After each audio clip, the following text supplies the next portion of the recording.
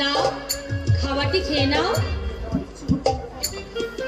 খেতে আমার ইচ্ছে করছে না রে বোন। ও কথা বললে তো আমি শুনবো না। খেয়ে নাও বলছি, নইলে কিন্তু আমি অনর্থ বাঁধাবো। আচ্ছা আচ্ছা বেশ।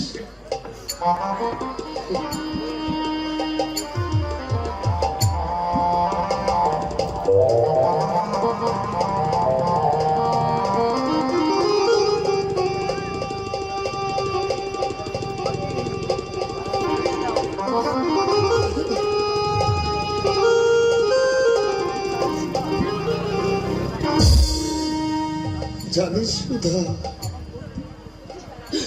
আমার আমার পল্টু। পল্টু, কি হয়েছে পল্টুর? আমার পল্টু আর নেই রে সুধা।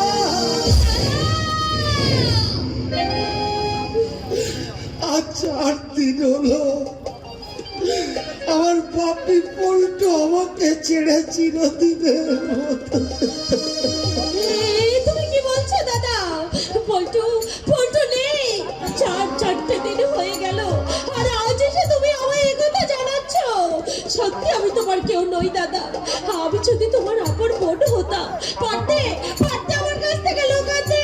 আচ্ছা সুধা, জীবন মৃত্যু নাকি ওই বিধাতার ইঙ্গিতে হয়, কিন্তু মরবার পরেও আমার পল্টুকে আমি একটি বার দেখতে পেলাম না। কেন? অলকা আমাকে দেখতে দিলে না সুধা। দাদা, অলকা বললে আমি আমি নাকি পল্টুকে মেরে ফেলেছি। দাদা, পল্টুর উপর নাকি আমার কোনো দাবি নেই। দাদা, আমি নাকি ওর বাবা নই।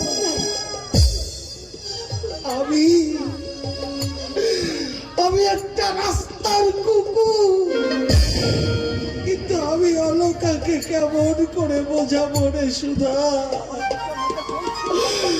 আমার এই বুকটার মধ্যে চলছে রাবণের চিন্তা। কেঁদো না দাদা, কেঁদো না। তুমি শান্ত হও, কাঁদলে কি আর তুমি তাকে ফিরে পাবে? শান্ত হও দাদা তুমি। আচল দিয়ে কেন বুকের মধ্যে জড়িয়ে ধরে শান্ত মধ্যে আরাম যদি বেশ্যা। বলছি তোর এই তেওটারি বাজারে গিয়ে দোকান খুলে বস। দেড় জ্বালা যদি তুই জুড়াতে না পারিস। শোনে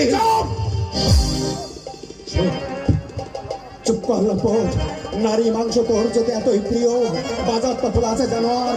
তোর মতো পাপ আর লালসার আগুনে আমার মতো গরিবের ঘর কেন তুই জ্বালাতে এসেছিস? চুপ করো। ছি ছি, কাকে কি বলছো তুমি? বলছে এই ভদ্রবেশী কুকুরটাকে, বলছে এই জানোয়ারটাকে। আমার কথা শোনো। চোখ আরাম দাদা, বেরিয়ে যা, বেরিয়ে যা, নইলে কিন্তু তোকে আমি জুতো পেটা করবো। চোখ আরাম যাবি, তোর এই পাপ মুখে ভগবানের নাম উচ্চারণ করিস নে। যা, তুইও যা, এই নম্বরের সঙ্গে বেরিয়ে যা। আমি তোকে সহ্য করতে পারছি না। যা। আমার কথা শোনো। তোদের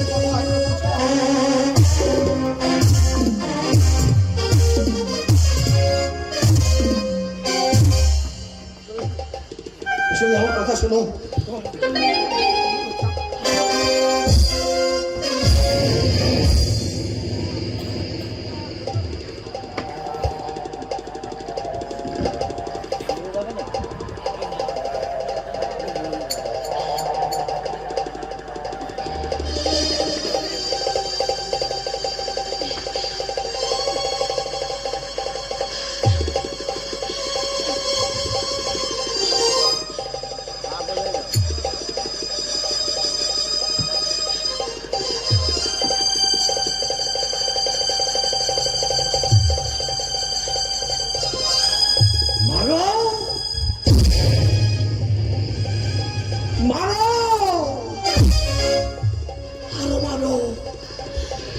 মেরে মেরে সমস্ত রক্ত বের করে দাও। মারো আর মারো, যত খুশি মারো। মারতে মারতে আমার দেহের সমস্ত রক্ত বের করে দাও। এই আমি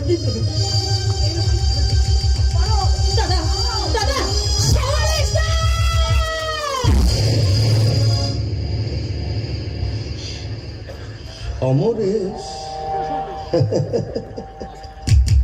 স-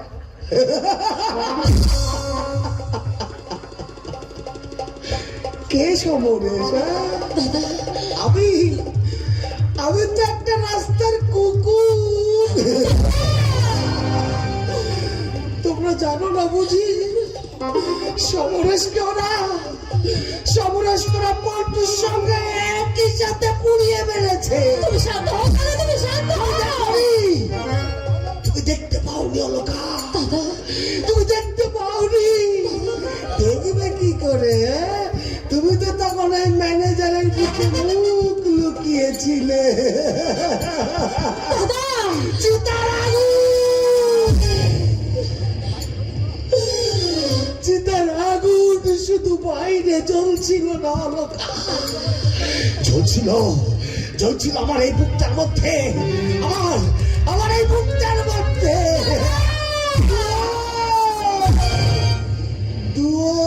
দাদা, তুমি হেরে গেছো দাদা, তুমি হেরে গেছো দাদা, তুমি হেরে গেছো, হেরে গেছে আমাকে হেরে গেছে। দাদা,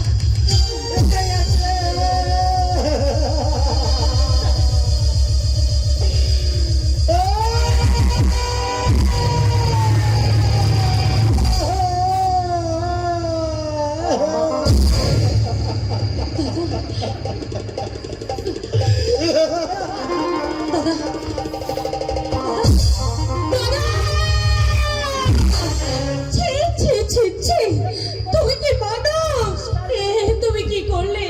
4 দিনের উপবাসী মানুষটার গায়ে হাত দিতে তোমার বিবেকে একটু বাঁধলো না? না, অত সস্তা বিবেক আমার নেই।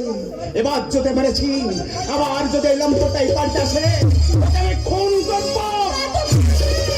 নইলে যে তোমার কৃতজ্ঞতা নির্নিশাদ হবে না। সুধা। বৃদ্ধের মুখ থেকে যে তোমাকে ফিরিয়ে আনলে তাকে তো খুন করতেই হবে। ছি, তোমার মনটা যে এত রিচ তা আমি জানতাম না। সুধা, 4 দিন আগে ওর একমাত্র সন্তান মারা গেছে। তুমি তাকে খেতে তো দিলেই না, উল্টো যুদ্ধ মারলে। কি বললে সুধা? সমরেশ দার ছেলে পল্টু মারা গেছে। সুধা, বৌদি ঝগড়া করে বড় ছেলের মুখ পর্যন্ত দেখতে দেয়নি, মনের কষ্ট নিয়ে এসেছিল আমার কাছে। আর তুমি তোমার মনের প্রসূত প্রবৃত্তিটাকে একটু চাপা দিয়ে রাখতে পারলে না। সুধা, আমি তোর স্ত্রী, এতদিন ধরে তুমি আমায় দিচ্ছ। বলতে পারো তোমার বুকে হাত দিয়ে। সুধা। শত অভাবের মধ্যে আমি তোমায় কোনোদিন অশ্রদ্ধা করেছি। সুধা, আমি মেয়ে মানুষ, নিজের কোনো স্বাধীনতা নেই, তাই এমনি ভাবে তুমি আমায় অপমান করতে পারলে। নিজেকে তুমি শিক্ষিত বলে বড়াই করো না। এই কি তোমার শিক্ষার নমুনা?